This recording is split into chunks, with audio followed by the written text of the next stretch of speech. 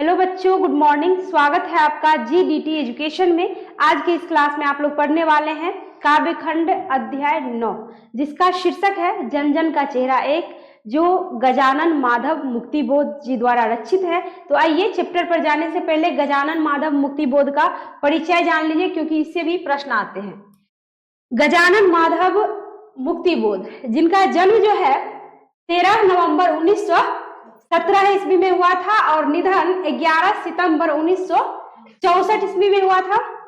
ठीक है। उसके बाद इनका जन्म स्थान है श्योपुर, ग्वालियर, मध्य प्रदेश। अर्थात ये जो श्योपुर गांव है ये पड़ता है आपको मध्य प्रदेश में, ग्वालियर जिले में। ठीक है। माता पिता पार्वती बाई एवं पिता जो है इनके थे माधव राज मुक्तिबोध, मतलब माता थी पार्वती बाई, पिता थे माधव राज मुक्तिबोध। आगे है शिक्षा मतलब इनकी शिक्षा कहाँ कहाँ से हुई थी और किन किन सब्जेक्ट से कौन कौन सा जो है डिग्री लिए हुए थे, कौन कौन सा शिक्षा इनको प्राप्त था। तो कहता है शिक्षा उज्जैन, विदिशा, अमझरा, सरदारपुर आदि स्थानों पर प्रारंभिक शिक्षा यानी उनकी हुई। प्रारंभिक मतलब अभी जैसे आप लोगों की प्रारंभिक शिक्षा क्या है, यहीं पे है, अपने ही जगह स्थान गांव पे है, गांव में है ना। तो उसी तरह उनकी जो है उज्जैन, विदिशा, अमझरा और सरदारपुर आदि स्थानों पर इनकी प्रारंभिक शिक्षा हुई। 1930 में उज्जैन के माधव कॉलेज से ग्वालियर बोर्ड की मिडिल परीक्षा में, ग्वालियर बोर्ड की किस परीक्षा में, मिडिल परीक्षा में असफल, यानी मिडिल परीक्षा दिए उसमें वो फेल हो गए, असफल हो गए यानी फेल हो गए। कहते हैं पुनः 1931 में सफलता प्राप्त, यानी 1930 में जो है उन्होंने कोशिश किया, कहाँ पे, ग्वालियर बोर्ड की मिडिल परीक्षा में कोशिश किया, तो वहां वो फेल रहे यानी अनुत्तीर्ण हो गए। उसके बाद 1931 में पुनः जो है इन्होंने कोशिश किया, जिसमें इनको जो है सफलता मिली। आगे है 1935 में माधव कॉलेज से इंटरमीडिएट यानी आईए किया इन्होंने। ठीक है। उसके बाद 1937 में इंदौर के होलकर कॉलेज से बीए। ठीक है। कहां से, इंदौर के कौन सा कॉलेज, होलकर, कौन सा कॉलेज है, होलकर कॉलेज से इन्होंने बीए यानी बैचलर ऑफ आर्ट की पढ़ाई की, जिसमें वो असफल, आश्चर्य है, इसमें वो असफल हो गए गजानन माधव जी। पुनः 1938 में सफलता प्राप्त, यानी एक बार जो है 1937 में असफल रहे, फिर 1938 में पुनः कोशिश किए तो सफलता प्राप्त। कई बार आदमी होते हैं ना कि असफल होने के बाद मायूस हो जाते हैं, टूट जाते हैं, और टूटने का कोई रीजन नहीं होता है। टूटने का रीजन घर का ही सदस्य होते हैं।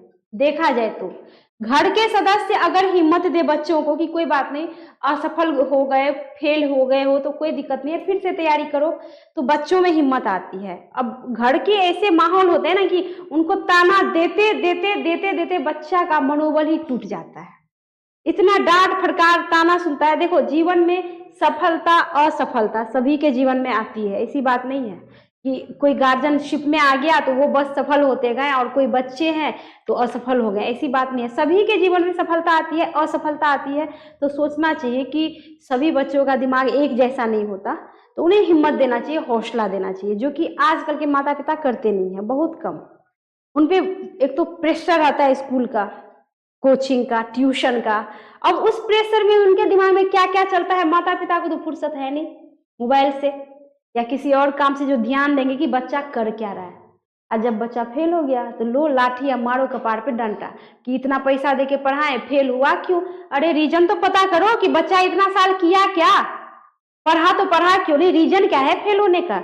और हो भी गया तो उसे डांटने के बजाय प्रेम से पूछिए क्या रीजन है, हौसला दीजिए कि आगे फिर से करो, दोबारा प्रयास करो। तो ऐसा होना चाहिए। ऐसा नहीं कि बच्चे को इतना सताया जाए शिक्षक की ओर से या माता पिता की ओर से कि सुसाइड कर ले, जो बार बार सुनने में आता है न्यूज में कि फला बच्चा छिला बच्चा फलाने जगह पे सुसाइड कर लिया, मर गया। असफल होने के बाद कई बच्चे मर जाते हैं ना जी, सुसाइड कर लेते हैं कि लोग क्या कहेंगे, माता पिता क्या कहेंगे, दोस्त क्या कहेंगे, इस कारण से वो क्या करते हैं, सुसाइड कर लेते हैं, जो कि नहीं होना चाहिए। तो यहाँ पे कहता है कि देख लीजिए इनके जीवन में भी 2 बार असफलता आई, लेकिन बाद में पुनः कोशिश किए, तो फिर से इनको सफलता प्राप्त हुई। आगे है 1953 में नागपुर विश्वविद्यालय से हिंदी में इन्होंने एमए किया, मास्टर ऑफ आर्ट की डिग्री ली। कब ली? 1953 ईस्वी में। वृत्ति मतलब उनकी पेशा क्या थी, वो करते क्या थे, देख लो। एक बात तो है कि जो व्यक्ति जीवन में जितना ज्यादा असफल होते हैं वो बाद में इतना अच्छा बन के उभरते हैं जो आदमी सोच भी नहीं सकता, बहुत अच्छा बन के आते हैं सबके समक्ष। तो यहाँ पे कहता है कि वृत्ति, देख लीजिए, 20 वर्ष की छोटी उम्र में बरनगर मिडिल स्कूल से मास्टरी आरंभ। सिर्फ 20 वर्ष की, जो व्यक्ति 2 बार फेल हुए थे, 20 वर्ष की उम्र में उन्होंने जो है बरनगर मिडिल स्कूल से क्या किया? मास्टरी आरंभ किया। देख लो, फेलियर थे। उसके बाद तत्पश्चात कहते हैं सुजालपुर, तत्पश्चात जो है शुजालपुर, उज्जैन, कोलकाता, इंदौर, मुंबई, बंगलौर, बनारस, जबलपुर आदि स्थानों पर भिन्न भिन्न नौकरियां मास्टरी से वायुसेना। देख लो क्या निकले, जो है क्या थे और क्या निकले।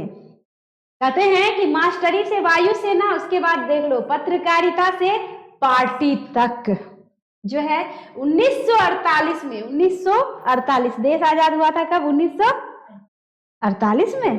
वाह बेटा, देश आजाद हुई थी 1947 में और इधर है 1948। कहता है 1948 में नागपुर आए आजादी के बाद। उसके बाद जो है 48 में नागपुर आने के बाद नागपुर के प्रकाशन तथा सूचना विभाग में, जहाँ पे प्रकाशन होती थी वहां कहते हैं, और उसके बाद जो है सूचना विभाग में पत्रकार के रूप में अक्टूबर 1948 से सितंबर 1965 तक रहे। याद, यहाँ पे क्वेश्चन आ सकता है कि पत्रकार के रूप में जो है सूचना विभाग में कब से कब तक रहे थे, तो याद रखिएगा 1948 से लेके 1965 तक। कहते हैं फिर नागपुर में ही रेडियो के हिंदी प्रादेशिक सूचना विभाग में अक्टूबर 1954 से अक्टूबर 1956 तक रहे। कितने पदों पे इन्होंने काम किया? फेलियर थे।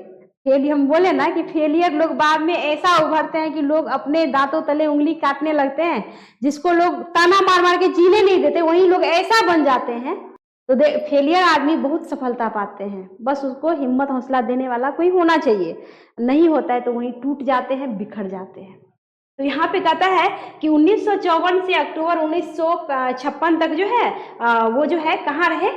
रेडियो के हिंदी प्रादेशिक सूचना विभाग में। ठीक है, उसके बाद कहते हैं कि 1956 में, ठीक है, में ही नागपुर से निकलने वाले पत्र नया खून, यानी नागपुर से एक पत्र निकलता था नया खून, जिसका इन्होंने क्या किया? संपादन किया। और उसके बाद 1958 में नया खून से मुक्त हो गए। यानी इन्होंने जो है 1956 में नागपुर से जो आपको नया खून नामक जो है पत्र निकलता था उनका संपादन, और उसके बाद 1958 में नया खून से वो क्या हो गए? मुक्त हो गए। यानी इसका मतलब वो काम उन्होंने फिर छोड़ दिया, यानी उस काम को कर लिए होंगे। उसके बाद आगे कहते हैं कि अंततः 1958 से जो है दिग्विजय महाविद्यालय राजनांदगांव में प्राध्यापक के पद पे रहे। उसके बाद अभिरुचि देख लीजिए, इनकी रुचि किन किन चीजों में थी? अध्ययन और अध्यापन, यानी खुद उनको अध्ययन करने में, पढ़ने लिखने में और अध्यापन पढ़ाने में इनकी रुचि थी। शुरू से मास्टरी करते आ रहे थे, तो शुरू से टीचिंग करते आ रहे थे, तो इनको तो कोई दिक्कत रही नहीं होगी और अच्छा लगता होगा। तो यहाँ पे कहता है कि अध्ययन और अध्यापन इनकी जो है अभिरुचि थी उनमें। उसके बाद लेखन पत्रकारिता, जो व्यक्ति आपको टीचिंग लाइन में है, जो व्यक्ति आपको अध्ययन अध्यापन के लाइन में है, उनका बाद में कोई काम नहीं रहता, वो लेखन का काम ही करते हैं। मान लो टीचर है या प्रोफेसर है या मतलब टीचिंग क्षेत्र में, टीचिंग लाइन में अगर है, वो पढ़ाने के क्षेत्र में है, तो उनका कोई काम नहीं होता। या तो कोई रचना करेंगे, कहानी, निबंध या गद्य में या पद में या किसी चीज में लेखन करते हैं। और आगे जो है, जैसे कि अभी आप ये चैप्टर भी पढ़ रहे हैं, तो यही उन्हीं लोगों का देन है कि अध्ययन अध्यापन के क्षेत्र में रह के उनको इतना अनुभव हो जाता है कि बाद में लेखनी के अलावा और कोई काम नहीं रह जाता। वो लिखते हैं, अपना अनुभव लोगों के बीच साझा करते हैं लेखनी के माध्यम से, जिसको आप हम पढ़ते हैं, है ना। इतना सारा जो आप हिंदी साहित्य में पढ़ रहे हैं, तो कोई ना कोई अध्यापन के क्षेत्र में ही कोई रहे होंगे या रहते हैं तो वही क्या करते हैं, या तो गद्य को रचते हैं या काव्य को रचते हैं यानी पद्य को रचते हैं। तो ऐसे व्यक्ति ही रच सकते हैं जिनको अध्ययन अध्यापन का शौक हो, यानी जो विद्वान हो पूर्ण रूपेण। आगे कहता है कि लेखन पत्रकारिता, उसके बाद राजनीति की नियमित अनियमित व्यस्तता के बीच, यानी राजनीति में भी इनकी रुचि थी, नियमित और अनियमित व्यस्तता के बीच जो है इन्होंने अपना समय निकालकर रचना का यानी लेखन का काम जो है किया। आगे है कृति, आप देख लीजिए इनकी कृतियां कौन कौन सी है, यानी इन्होंने जो है रचना कौन कौन सी जो है इन्होंने रचा था। तार सप्तक के एक कवि, ठीक है, चांद का मुंह टेढ़ा है। उसके बाद है भूरी भूरी खाक धूल, कविता संग्रह है। उसके बाद है काठ का सपना, विपात्र सतह से उठता आदमी, जो कथा साहित्य है, याद रखिएगा इसको। उसके बाद है कामा यानी एक पुनर्विचार। आगे है नई कविता का आत्मसंघर्ष, नए साहित्य का सौंदर्य शास्त्र, जिसका नया संस्करण अब कुछ परिवर्तित रूप में कहता है जिसका नया संस्करण अब कुछ परिवर्तित रूप में आखिर रचना क्यों नाम से प्रकाशित। उसके बाद है समीक्षा की समस्याएं, एक साहित्यिक की डायरी, जो आलोचना है, आलोचना मतलब कि किसी विषय वस्तु को लेके कुछ ऐसा रचना रचा जाता है जिसमें दूसरे की हम क्या करते हैं, आलोचना करते हैं। आलोचना मतलब जैसे अपने भाषा में कहेंगे गुण और दोष को हम दर्शाते हैं, ठीक है, ये हो गया आपको आलोचना। आलोचना चुगली तो हुआ कि उसमें सिर्फ बुराई ही बुराई होती है, लेकिन आलोचना में होता है कि गुण भी बताया जाता है और दोष भी बताया जाता है। तो यहाँ पे कहता है एक साहित्यिक की डायरी जो आलोचना है, तथा संपादन में राजकमल प्रकाशन से प्रकाशित भारत इतिहास और संस्कृति इतिहास, यानी ये आपने जो देखा ये सारा का सारा जो है, ये सारा का सारा जो है इनके द्वारा रचा गया ये कृति है।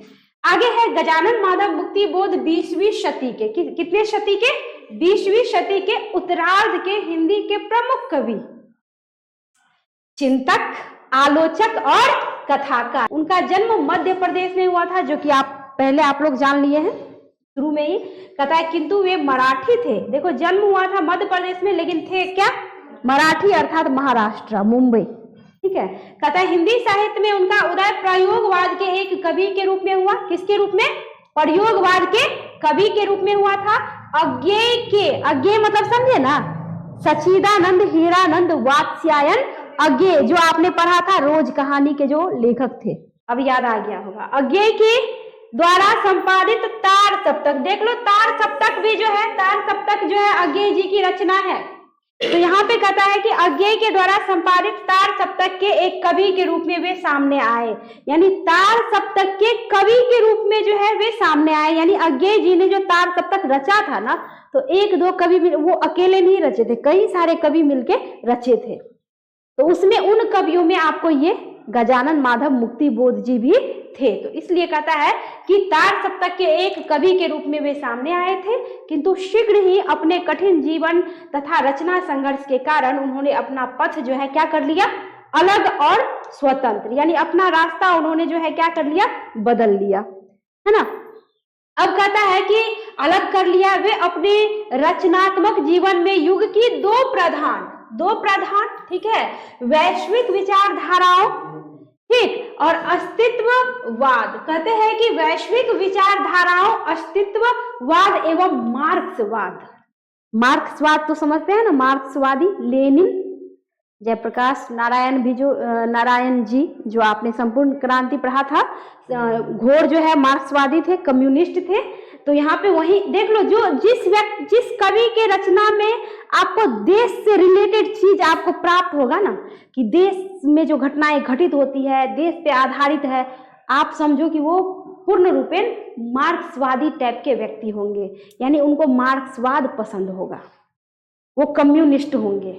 तो आपको ऐसे कवियों में, लेखकों में, तो आप जयप्रकाश नारायण जी तो कवि लेखक नहीं थे, वो तो क्रांतिकारियों का साथ देने वाला एक मसीहा थे, लेकिन तो मार्क्सवादी उन्हें भी कहा जाता है, कम्युनिस्ट। उसके बाद आपको रामधारी सिंह दिनकर जी, वो तो उनको तो दर्जे मिल गया है आपको राष्ट्र कवि का। कहाँ के थे रामधारी सिंह दिनकर, अपने ही बिहार के सिमरिया के थे। यहाँ पे कहता है कि वैश्विक विचारधाराओं अस्तित्ववाद एवं मार्क्सवाद के संदर्भ में आए और विकट वैचारिक एवं रचनात्मक संघर्षों की प्रक्रिया से गुजरते हुए एक सच्चे मार्क्सवादी बनकर निखरे। एक सच्चे मार्क्सवादी बनकर निखरे। वो तो देख रहे होंगे ना कि किस तरह से हम लोग दबे जा रहे हैं, सताए जा रहे हैं, शोषण किए जा रहे हैं। तो ऐसे व्यक्ति साधारण तो रह नहीं सकते, मन में विद्रोह की भावना तो होगी। तो यहाँ पे कहता है कि वो मार्क्सवादी बनकर निखरे। यह सच है कि कोई भी जागरूक सत्य अन्वेषी या सत्यान्वेषी एवं जीवंत लेखक अपने समय की प्रमुख विचारधाराओं और भाव धाराओं से विकल या तटस्थ नहीं रह पाता, और मुक्ति बोध भी इसके अपवाद नहीं थे, किंतु वे अपनी प्रकृति और संवेदना से ही अथक सत्य अन्वेषी, ज्ञान पिपासु यानी ज्ञान के प्यासे व्यक्ति कहते हैं, तथा साहसी खोजी थे। साहसी खोजी मतलब कहीं कभी होते हैं ना, कई रचनाकार की थोड़ा सा संभल के सोच समझ के रचना करते हैं कि कहीं क्या पता हमको बदनामी ना झेलना पड़े, क्या पता कहीं हमको कोई खतरा ना हो। लेकिन देखा जाए तो कवियों में सबसे पहला नंबर पे तो देखा जाए पुराने समय के तो कबीरदास जी, उनके जैसा तो रचनाकार, उन्हें तो हिंदू हो, मुस्लिम हो, सिख हो, ईसाई हो, किसी को नहीं छोड़ा। उनको कोई परवाह नहीं है कि हमको कौन क्या कहेगा, वो जो देखा उन्होंने वो रचा। तो उनके जैसा तो कोई नहीं है। लेकिन इस युग में देखा जाए तो रामधारी सिंह दिनकर, उसके बाद ये गजानन माधव मुक्तिबोध, तो ये लोग ऐसे ऐसे कवि है जो कभी किसी से डरे नहीं। शिवपूजन सहाय जी, नागा अर्जुन जी, ये लोग ऐसे ऐसे कवि है ना जो अपने कलम के माध्यम से लोगों में इतना जोश भर दिया, इतना विद्रोह की ज्वाला धधका दी कि अंग्रेज को यहाँ से भगाने में सक्षम हो गए। तो देख लो, उस जमाने में हमारे पास बंदूक गोली नहीं था, लेकिन कलम थी, कलम की ताकत थी, लेखनी थी, जिसके माध्यम से हमने आज़ादी प्राप्त किया। तो यहाँ पे देख लीजिए, बलिदान दिए सो तो दिए, लेकिन उसमें देखा जाए तो भूमिका आपको लेखनी की भी थी, रचना की भी थी। तो यहाँ पे कहता है कि ज्ञान पिपासु तथा साहसी खोजी थे, उनकी प्रकृति और संवेदना ही उन्हें उन विनाओं के निकट से गई थी। उनमें दी और नैतिक पराक्रम कूट कूट कर भरा हुआ था। स्वभावतः इन विचार दर्शन के आगे उन्होंने नहीं टेक दिए। कहते हैं कि अपनी गर्दन नहीं डाल दी, उनसे अपने प्रश्नों और आपत्तियों के साथ अनवरत संघर्ष किया, और इसके बाद कहते हैं मार्क्सवाद को अपनी आस्था के रूप में उपार्जित किया। उस टाइम के तो जितने सारे रचनाकार थे, सबने तो मार्क्सवाद को ही मान के जो है अपने जीवन में आगे बढ़ा था। कहता है कि मुक्तिबोध के जीवन और साहित्य में कोई फौक नहीं दिखाई पड़ती। उनका जीवन और साहित्य दोनों कहते हैं कि अक्स बड़ अक्स और एक दिखाई पड़ते थे। कहते हैं अक्स बड़ अक्स और एक दिखाई पड़ते थे। अक्स बड़ अक्स का मतलब हुआ कि कोई मतलब ये नहीं कि यहाँ पे कुछ अलग है वहां पे कुछ अलग है, मतलब एक समान ही। जैसे मान लो कि हम जो है क्रांतिकारी विचारधारा के हैं तो हम वही रहेंगे, ये नहीं कि समय आने पे हम बदल जाएंगे, यानी हम जिस सोच के हैं जैसे हम वैसे ही रहेंगे। तो यहाँ पे इसलिए कहा गया है कि अक्स बड़ अक्स, कहते हैं अक्स बड़ अक्स और एक दिखाई पड़ते हैं। स्वभावतः जीवन मूल्य और रचना मूल्य भी एक है। कहते हैं मुक्तिबोध ने अपने जीवन से ही रचना की कीमत चुकाई। इस लिहाज से उनकी तुलना के लिए हिंदी में एक ही कवि है, निराला, दीनबंधु निराला, सूर्यकांत त्रिपाठी निराला, जिनको दीनबंधु के नाम से जो है पुकारते थे, गरीबों के मसीहा थे। तो यहाँ पे कहता है कि हिंदी में एक ही कवि है, और वो कवि कौन है? दीनबंधु निराला या सूर्यकांत त्रिपाठी निराला। कहते हैं मुक्तिबोध निराला की ही तरह अपनी पीढ़ी के महान क्रांतिकारी कवि हैं। निराला भी ऐसे ही कवि थे। हम बोले ना कि हिंदी साहित्य में ऐसे ऐसे कवि जन्म लिए थे जो दुर्लभ है अब मिलना। कहते हैं कि महान क्रांतिकारी कवि है, उन्होंने कविताएं लिखी, कहानियां लिखी, डायरी, आलोचना और एक उपन्यास भी लिखा, किंतु ये सभी साहित्य रूप और विधाएं अपने परंपरागत ढांचे का अतिक्रमण करती है। अतिक्रमण मुक्तिबोध के विलक्षण अनुभव और कथ्य के कारण हुआ। अतिक्रमण जैसे किसी चीज का विनाश करना, किसी चीज, कोई ऐसा बुरी चीज है जिसको नाश कर देना अपने गुण से या अपने बोली से या अपने दम से, जैसे भी, उसको कहा जाता है अतिक्रमण। फॉर एग्जाम्पल अभी योगी आदित्यनाथ जी जहां भी देखते हैं कि दंगा फसाद कुछ खराब घटना घटा तो जाके बुलडोजर सीधे चढ़ा देते हैं, यानी अतिक्रमण कर देते हैं, खत्म ही कर देते हैं जड़ से, कि आगे से कोई ऐसा गलती करने की कोशिश करेगा नहीं। तो यहाँ पे देखो साहित्य क्षेत्र में भी ऐसे ऐसे कवि हैं जो अतिक्रमण करने का काम किया रचना के माध्यम से। तो कहता है कथ्य के कारण हुआ उनका अध्ययन, पर्यवेक्षण, अनुभव, संवेदना और यथार्थ बोध असाधारण और अद्वितीय है। वे यथार्थ की सुपरिचित चालू सतह को अपनी प्रखर रचनात्मक अंतर्दृष्टि से भेद कर एक ऐसी समग्रता में पकड़ते हैं कि पाठक हतप्रभ रह जाता है। यही कारण है कि उनकी दृष्टि तथ्यों के वर्तमान तक ही सीमित न रहकर कहते हैं कि उनके अदृष्ट अतीत, अतीत मतलब बीता हुआ समय, कहते हैं अतीत और अलक्ष्य भविष्य तक भी पहुंचती है।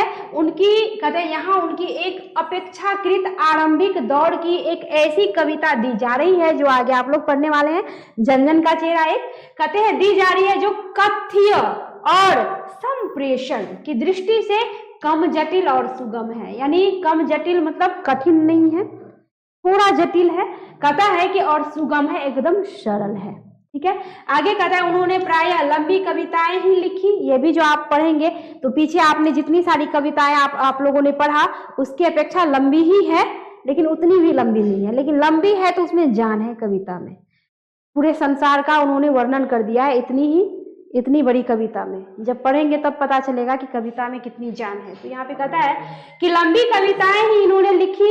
यह कविता तुलनात्मक रूप से कम लंबी है। तुलनात्मक रूप से मतलब औरों की अपेक्षा क्या है, कम लंबी है। कहता है इस कविता में कवि की दृष्टि और संवेदना वैश्विक और सार्वभौम दिखाई पड़ती है। वैश्विक मतलब विश्व स्तर पर, कि जो घटनाएं या जो भी बातें इन्होंने इस कविता में रखा है तो किस स्तर पे, वैश्विक स्तर पर, यानी पूरे विश्व को लेकर इस कविता में जो है अपना भाव जो भी मन में विचार आए उनको उन्होंने प्रकट किया है। कहता है कवि पीड़ित और संघर्षशील, यानी जो पीड़ित है, दूसरे के सताए हुए दबाए हुए हैं, कष्ट सहने वाले लोग हैं, जो संघर्षशील है जीवन में, कहते हैं जनता का जो अपने मानवोचित अधिकारों के लिए कर्मरत है। सभी चाहते हैं ना कि हमको अपना अधिकार मिले और उसके लिए सभी कर्म कर रहे हैं, है ना। तो कहता है कि चित्र प्रस्तुत करता है, यानी आप इसमें यही पढ़ेंगे कि आदमी किस तरह से शोषित किया जाता है, आदमी किस तरह से जीवन में संघर्ष कर रहा है, आदमी किस तरह से कठिनाइयों से झेलता हुआ फिर भी अपने जीवन को जी रहा है, यानी ये पढ़ेंगे आप इस पाठ में, यानी जनजन का चेहरा एक पाठ में। यानी यहाँ पे वैश्विक इसलिए दिया है कि खाली भारत में नहीं, इन्होंने पूरा विश्व को जो है ले लिया है इस पाठ में। तो यहाँ पे कहता है कि जो कर्मरत है ये चित्र आपको इस पाठ में प्रस्तुत है, जो आप पढ़ेंगे तो आपको जानकारी प्राप्त होगी। आगे कहता है कि यह जनता दुनिया के तमाम देश, ठीक है, देशों में से संघर्षरत है, देशों में संघर्षरत हैं और अपने कर्म और श्रम से न्याय, शांति, बंधुत्व की दिशा में प्रयासरत हैं। कहता है कवि इस जनता में एक अंतर्वर्ती एकता देखता है और इस एकता को कविता का कथ्य बनाकर संघर्षकारी संकल्प में प्रेरणा और उत्साह का संचार करता है। परिचय आप लोग समझ गए। का शीर्षक क्या है, जनजन का चेहरा एक, जिसके कवि यानी रचनाकार कौन है, गजानन माधव मुक्तिबोध जी। याद रखिएगा, प्रश्न आ सकता ही नहीं, आता ही है। किसी भी इतने सारे 23 गो चैप्टर है तो जिसमें से आ ही जाएगा कि इस चैप्टर यानी जनजन का चेहरा एक, इसके रचनाकार कौन है। तो ये सब याद रखना पड़ेगा। आगे कहता है, देखिए इसमें कह क्या रहा है, कहते हैं कि चाहे जिस देश प्रांतपुर का हो, जनजन का चेहरा एक।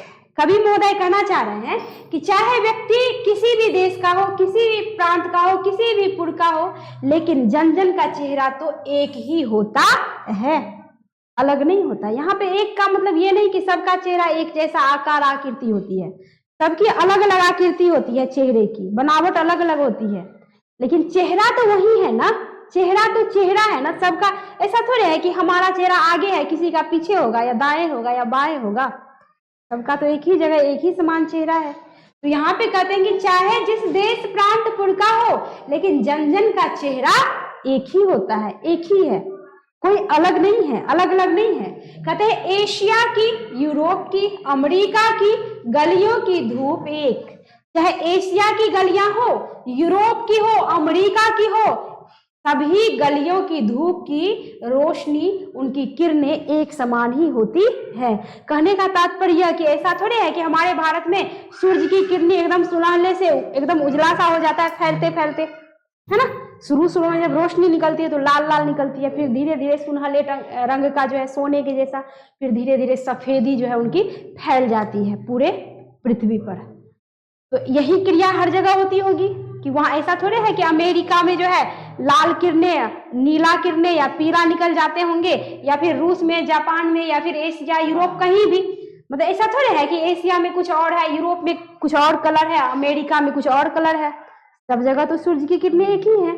तो यहाँ पे वही बात कर रहा है कि चाहे एशिया की, चाहे यूरोप की या अमेरिका की, यानी अमेरिका की गलियों की धूप, सबकी धूप क्या है, एक ही है, कहीं कोई बदलाव नहीं है।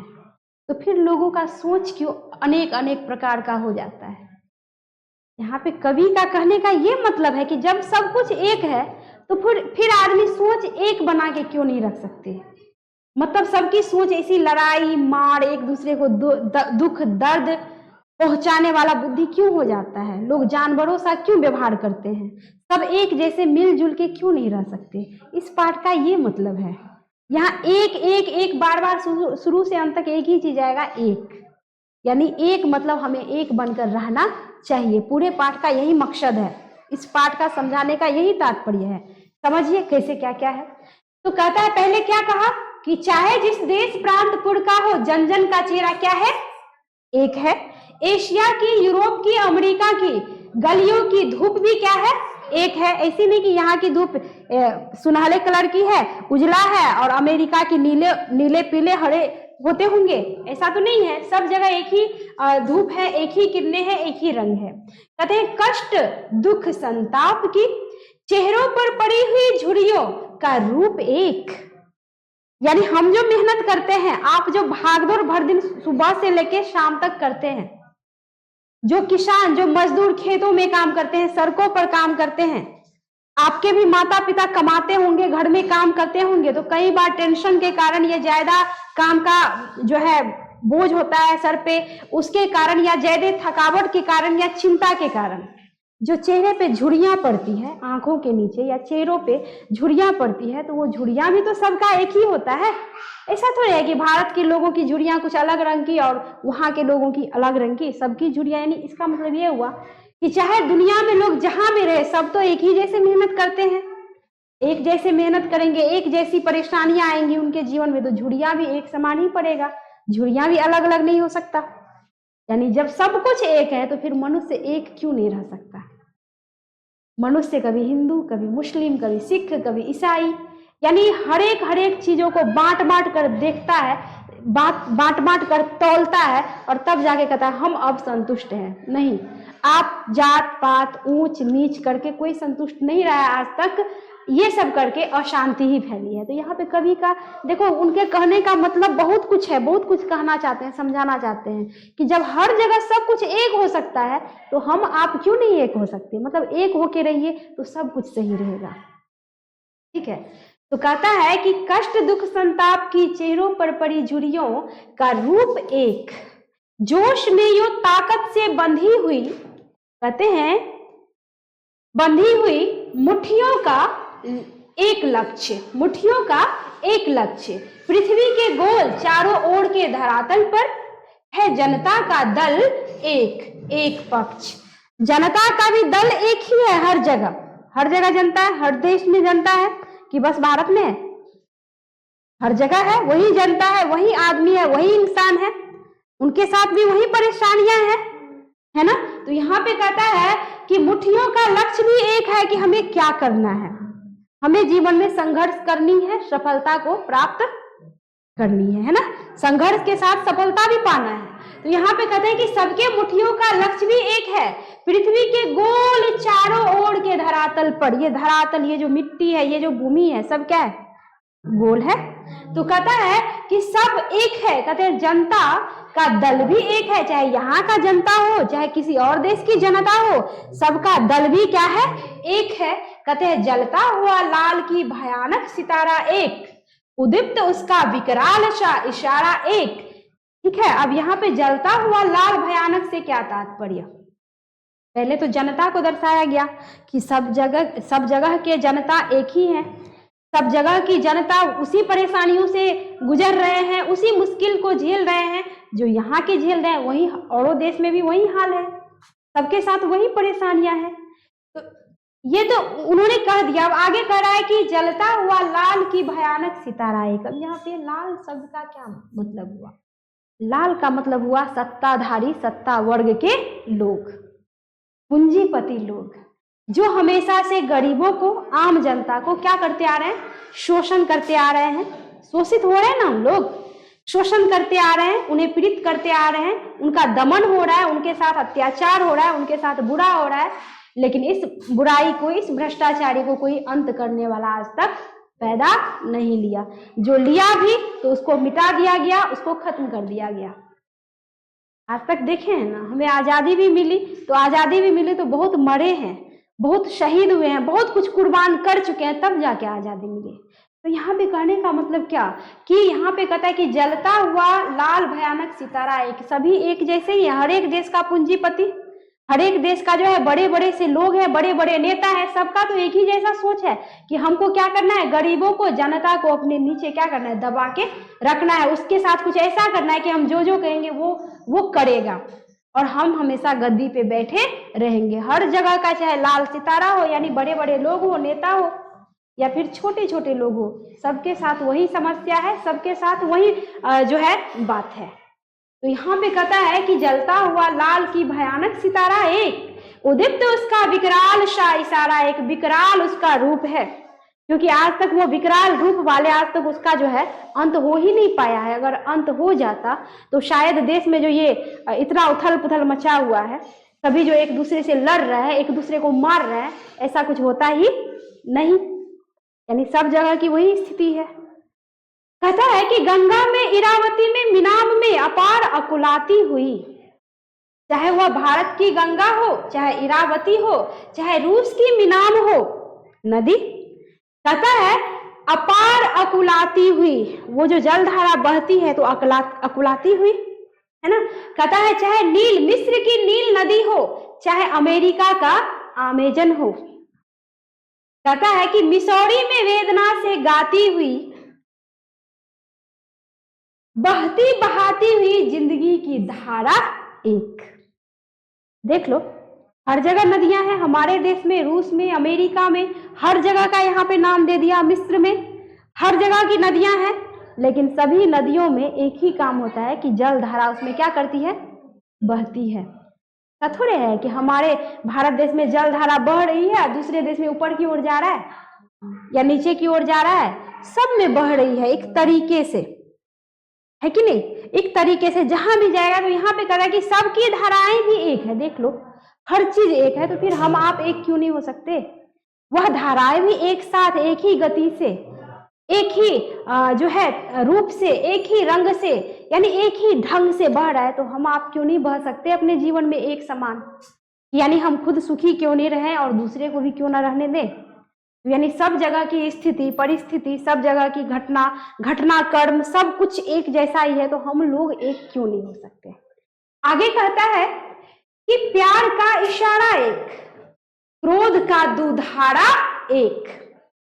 आप किसी से प्रेम करते हैं, माता पिता, भाई बहन, दोस्त मित्र, बंधु बांधव, किसी से, तो प्रेम में तो वही भाव होता है जो यहाँ के व्यक्तियों में है, वही भाव तो दूसरे देश के व्यक्तियों में भी होता होगा। प्रेम का मतलब प्रेम हम किसी से करेंगे तो जो भाव मेरे हृदय में, मेरे मन में उत्पन्न हो रहा है, वही भाव दूसरे देश के लोगों के मन में भी उत्पन्न होता होगा ना।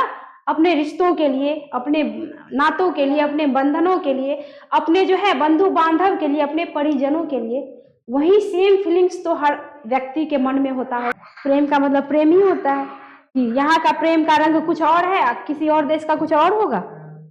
अब प्रेम में धोखा मिले, मान मिले, सम्मान मिले या धोखा नहीं मिले, वो अलग की बात है, लेकिन हर जगह भाव तो वही होगा ना। कहने का मतलब वही भाव होते हैं हर जगह।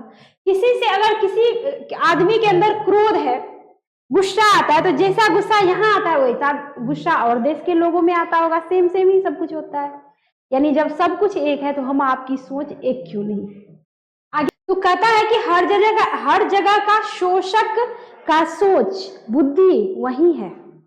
हर जगह शोषक का काम है कि दूसरे का शोषण करना, शोषक का काम है कि हम दूसरे को क्या करें, दबाए, सताए, कुचले।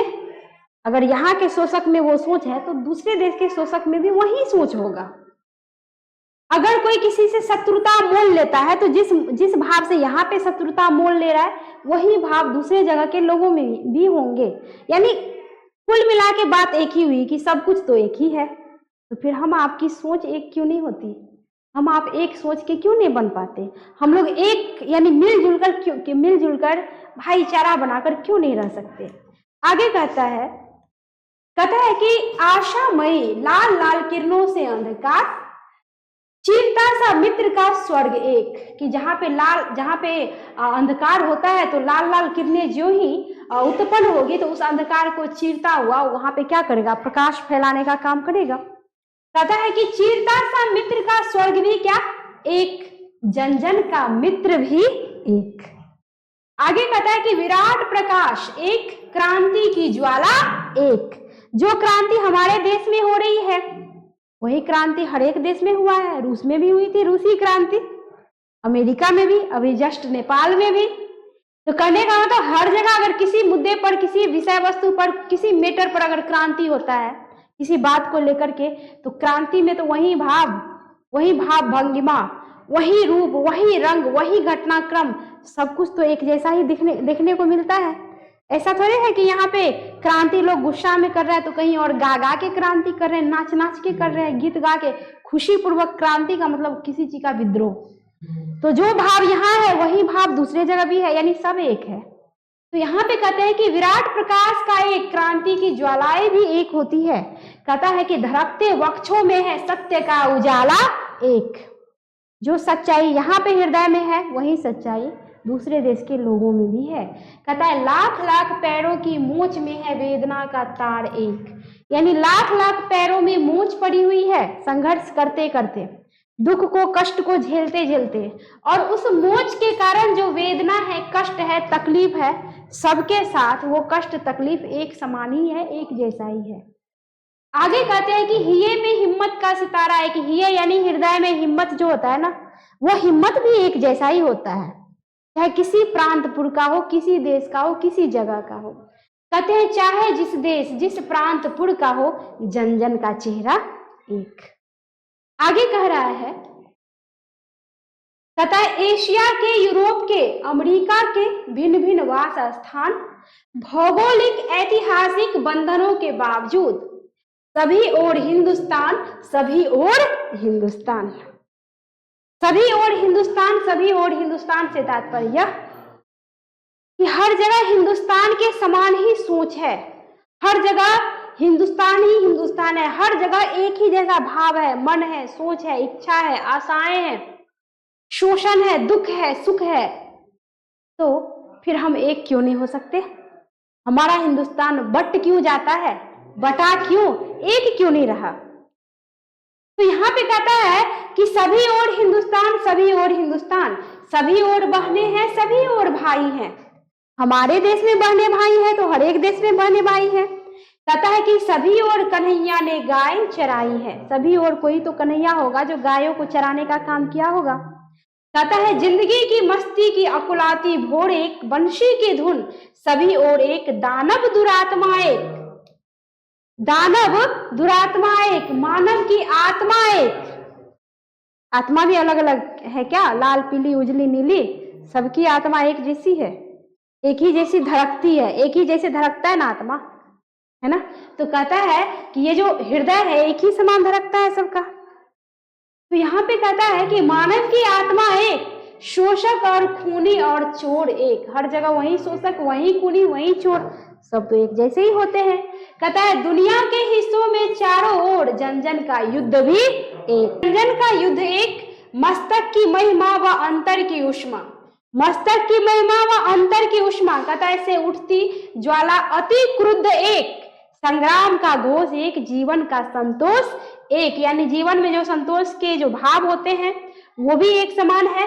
कहता है कि क्रांति का, निर्माण का, विजय का सेहरा एक, चाहे जिस देश प्रांतपुर का हो, जन जन का चेहरा एक। यानी कुल मिला के पूरा का पूरा पाठ का यही मतलब हुआ कि जब हर जगह हर चीज इस पृथ्वी पर, पूरे संसार में सब कुछ एक है, तो हम आप एक जैसा सोच बनाकर, सामंजस्य रखकर, भ्रातृत्व की भावना से भाईचारा, मित्रता बनाकर क्यों नहीं रह सकते? यानी खुद हम सुखी क्यों नहीं रह सकते और दूसरे को सुखी क्यों नहीं रहने दे सकते? कहने का मतलब खुद भी सुखी रहो, खुद भी हंसो, दूसरे को भी हंसाओ, खुद भी सुखी रहो, दूसरे को भी सुखी रहने दो। लेकिन यहाँ पे तो सो बात है नहीं। यहाँ पे क्या है कि हम सुखी रहें तो रहे, दूसरे को रहने नहीं देंगे। अगर ऐसी बात होती तो कहीं युद्ध की संभावना होती ही नहीं।